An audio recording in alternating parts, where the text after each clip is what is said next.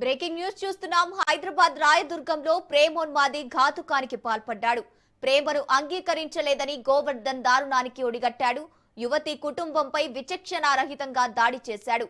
5గురిని కత్తితో పొడిచాడు. గోవర్ధన్ ను స్థానికులు పోలీసులకు అప్పగించారు.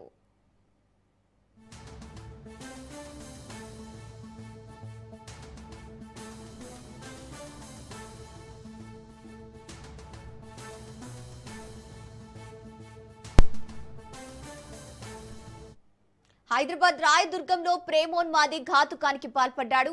ప్రేమను అంగీకరించలేదని గోవర్ధన్ దారుణానికి ఒడిగట్టాడు. యువతి కుటుంబంపై విచక్షణారహితంగా దాడి చేశాడు. 5గురిని కత్తితో పొడిచాడు. గోవర్ధన్ ను పోలీసులకు అప్పగించారు.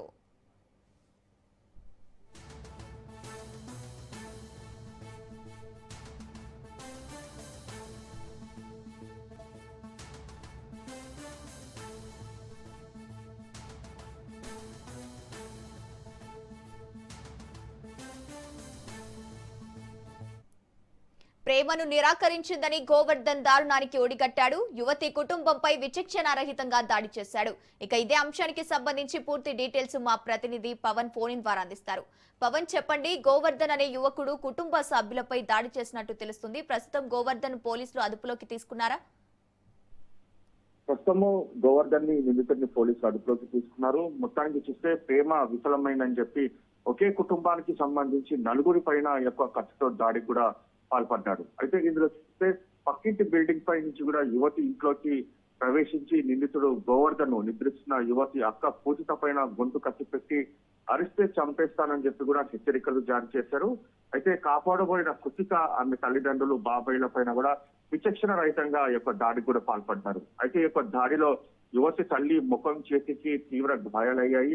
అంతేకాకుండా బాధితులందరూ కూడా రక్తస్రావం పూర్తిగా ఎక్కువ కావడంతో వారిని హాస్పిటల్కి తరలించారు. అయితే ప్రజెంట్ ఈ యొక్క అమ్మాయిని గోవర్ధన్ ప్రేమిస్తున్నాడు, కానీ అమ్మాయి దూరం పెట్టడంతో ఒకసారిగా దాడికి కూడా పాల్పడినట్టుగా తెలుస్తుంది. మొత్తానికి చూస్తే నిందితుడు గోవర్ధన్ అదుపులోకి తీసుకొని విచారణ కొనసాగిస్తున్నారు. అయితే గాయపడ్డ వారంతా కూడా ప్రజెంట్ హాస్పిటల్ లో ట్రీట్మెంట్ తీసుకుంటున్నారు. అయితే ఎప్పటి నుంచి ఈ అమ్మాయి పైన వెంటపడుతున్నారు, అంతేకాకుండా అమ్మాయిని ఇంకా ఏ విధంగా వేధిస్తున్నారు దానిపైన కూడా పోలీసులు ఆరా తీస్తున్నారు. మొత్తానికి ఈ కేసుకు సంబంధించి ఇప్పుడు గోవర్ధన్ తో పాటు ఇంకా ఎవరైనా ఉన్నారా అనే దానిపైన కూడా పోలీసులు ఆరా తీస్తున్నారు. అయితే యువతి స్టేట్మెంట్ ఆధారంగా కేసు కూడా నమోదు చేస్తారు. Okay, thank you Pawan.